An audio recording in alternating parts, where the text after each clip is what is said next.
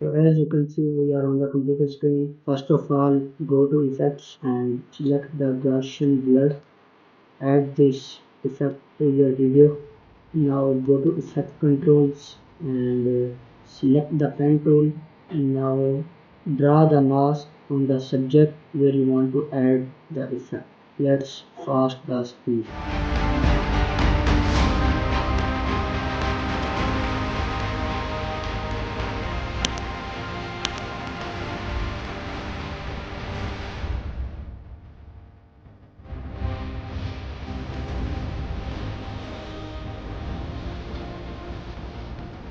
So go to effect controls and add the blurriness to 40.